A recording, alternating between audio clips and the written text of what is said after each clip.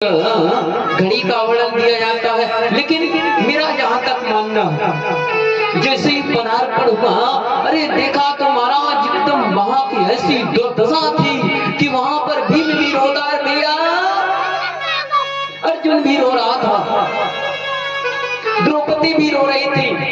अरे जिसका स्वयं साक्षात गोविंद भाई हो, वो बहन कैसे चली गई? यही तो महाराज कर्म की बात आ जाते हैं ना कि कर्मो प्रधान विश्व रचिरा खा, जो जैसे कर रही सो तस फल चाखा। जो जैसे कर्म की प्रवृत्ति रखता है उसको वैसी ही प्राप्ति होती है। अब कर्मों की बात आ जाए, विचारों की बात आ जाए प्यारे, तो एक और हम आपको छोटी सी बात बताते हैं। दो मनुष्य में दो लोगों ने को गिलास दी गई, दोनों को आधी आधी भरी हुई थी। जो नकारात्मक निगेटिव थिंकिंग से भरा हुआ व्यक्ति था, जैसे उसने देखा तो वो एकदम रोने लगा। अरे आधी गिलास खाली, अरे आधी गिलास खाली, अरे आधी गिलास खाली, वो यही रटन लगाए बैठे। लेकिन जो सात्विक विचारों का व्यक्ति था प्यारे, वो कहने लगा अरे वाह, कम से कम आधी भरी तो है। ठीक इसी प्रकार से हम लोगों के स्वभाव को देखते हैं, लोगों के विचारों को देखते हैं, लेकिन जो नकारात्मक सोच से भरा होता है वो क्या देखता है? अरे उसमें ये कमी, अरे उसमें वो कमी, लेकिन उसको कभी अच्छाई नहीं दिखाई देती। जबकि उसकी अच्छाई से मनुष्य का प्रादुर्भाव चेंजमेंट हो सकता है।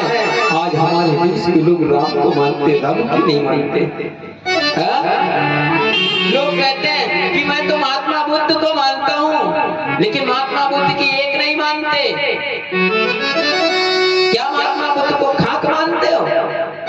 जब महात्मा बुद्ध की नहीं मानते, महात्मा बुद्ध को मानने से क्या फायदा?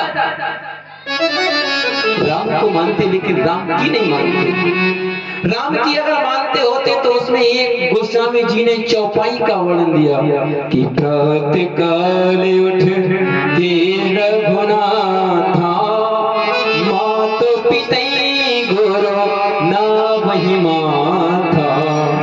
प्रातः काली की बेला में राम जी उससे माता पिता गुरुजनों के चरण वंदन करते हैं।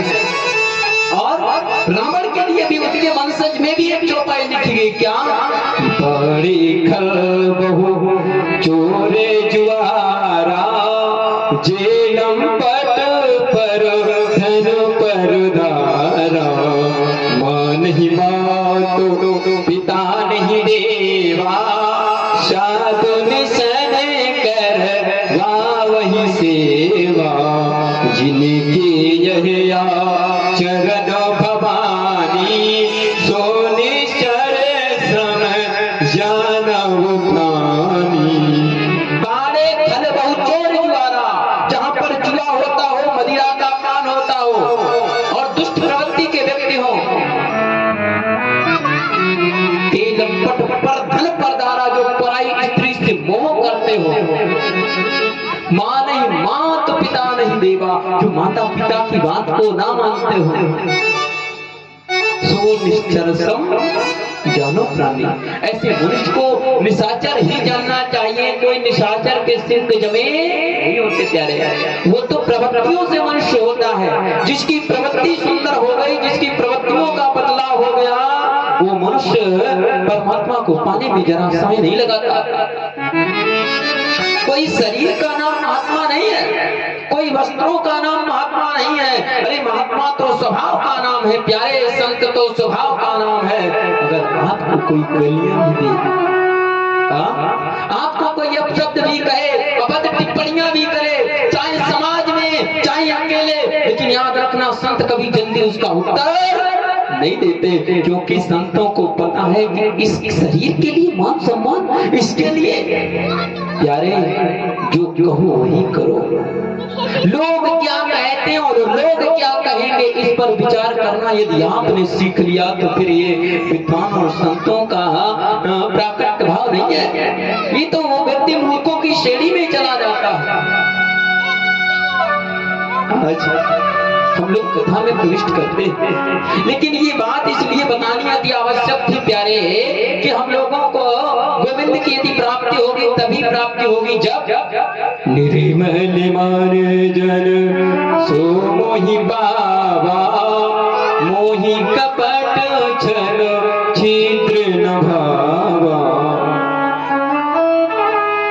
मानस पढ़ेंगे तो एक चौपाई राम जी के लिए और लिखी गई, क्या कि राम जी ने धनुष उठाया और तोड़ दिया और किसी ने जान भी नहीं पाया। ये कैसे हो सकता है कि हम आपके सामने जल का पान करें और आप जान ना सके। किलीत चढ़ावतो खेचत गाढ़े, कहु नहीं लखा देख सब ठाड़े। ये तो चढ़ाव क्या लिया राम जी ने? नाम लिया किनका? अपने गुरुजनों के पूर्वजों का। गुरहि प्रणाम मने मलिकीना तिलाघव भाई धनु दीना। जिस समय प्रणाम किया तो गुरु महाराज के सामने बैठे थे, लेकिन वहां किस गुरु को वशिष्ठ, कुल गुरु वशिष्ठ क्या थे? अयोध्या में।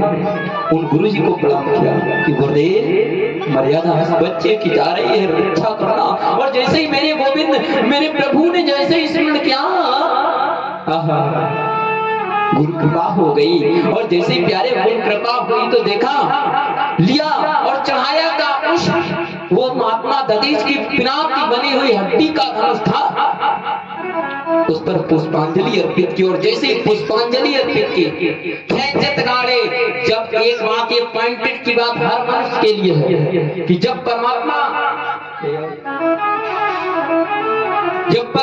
किसी की जीवात्मा का हरण करते